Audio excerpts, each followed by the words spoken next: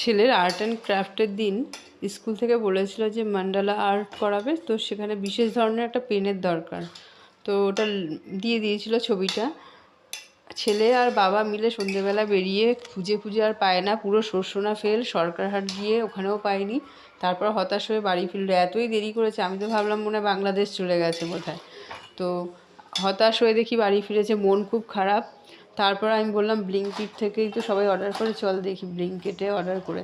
ব্লিঙ্কিটে order করার 10 মিনিটের মধ্যে চলে এসেছে। আমার ছেলে ভীষণ খুশি, সে তো ভাবতেই পারছে না যে এত তাড়াতাড়ি সার্ভিস দিতে পারে কেউ। দারুণ খুশি। পারুক না পারুক, কাজটা হয়তো ভালো পারবে না করতে, আমি জানি ওর কনসেন্ট্রেশন ভীষণ কম, তো ওই আর্ট করার জন্য কনসেন্ট্রেশনটা বেশি দরকার হয়।